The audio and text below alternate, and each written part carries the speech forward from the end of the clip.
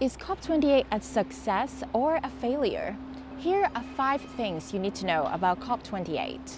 One of the most important deals out of COP28 is to transition away from fossil fuel and to triple renewable energy capacity by 2030. There is a big but.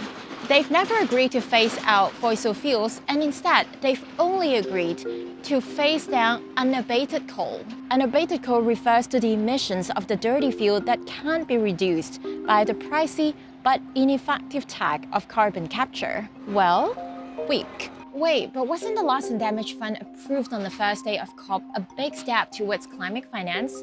Well, yes, it was. Global South has been demanding that for decades, and now rich emitters have made cash pledges totaling of $600 million.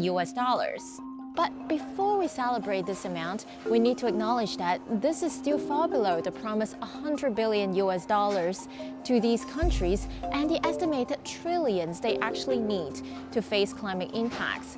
And the growing mistrust between Global South and Global North is making the distribution of this fund increasingly difficult. And the Global South is demanding adaptation. How's that on that front at COP28? So 2 years ago in Glasgow, developed countries pledged to double climate finance on adaptation by 2025. Well, but that didn't happen. And adaptation as a whole didn't seem to receive enough attention here at COP28. And the agreed text still contains the term transformational adaptation. If it sounds confusing to you, you're not alone. This term is not clearly defined. Alright, it wasn't all bad at COP here.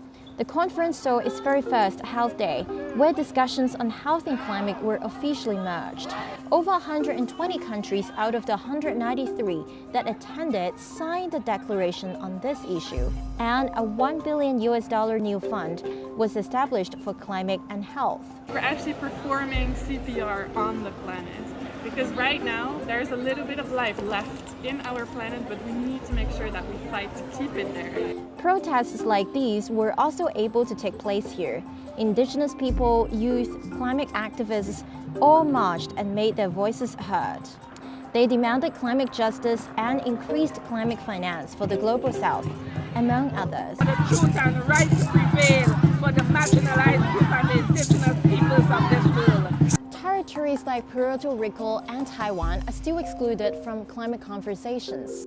So is COP28 a success or failure? Well, probably a little bit of both, just like last year. Let's see what will change in Azerbaijan at COP29 next year.